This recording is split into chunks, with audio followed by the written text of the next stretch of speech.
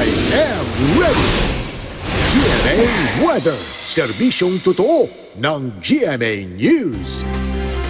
Isang maulang umaga, Igan at mga kapuso, patuloy nga pong binabantayan ang isang low pressure area o LPA sa loob ng ating Philippine Area of Responsibility.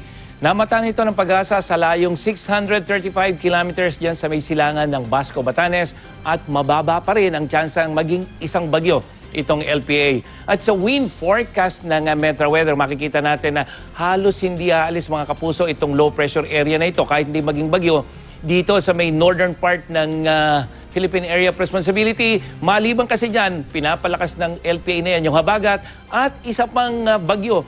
Pero yan ay napakalayo sa atin. Nandito halos sa may kanluran ng Wake Island, sa may Martian Group of Islands, isang tropical storm na mayroong international na konson.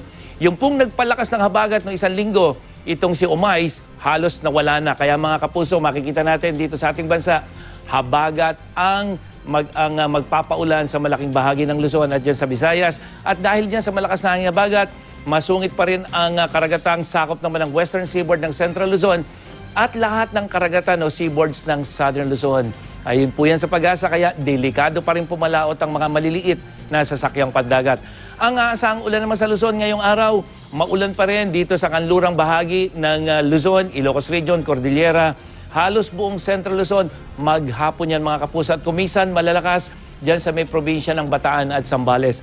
Dito sa may Southern Luzon, mas malalakas na ulan din ang asahan sa may Mindoro Province, dyan sa may Palawan, buong Calabarzon hanggang dyan sa may Bicol Region, maghapon yan mga kapuso. At dito sa Visayas, western section ang makakaranas sa mga pagulan, maghapon din pero may mahinang ulan naman dito sa ilang bahagi, lalo na sa may Samar at Leyte provinces. Sa Mindanao na kung saan hindi masyadong apektado ng hanging habagat, maaliwalas sa malaking bahagi ng Mindanao, maliban na lamang sa mahinang pagulan dyan sa may Zamboanga Peninsula kasama na ang Sulu Archipelago. At dito sa Metro Manila, tuloy-tuloy ang pagulan yan, dilaw at kulay green na yan, maghapon na nakatakip yan, ibig sabihin yan po yung tsansa ng ulan at kung makikita nyo may orange, yan yung mga malalakas sa pagulan na posibleng maranasan pagdating ng hapon hanggang sa gabi. Kaya dapat I am ready tayo mga kapuso.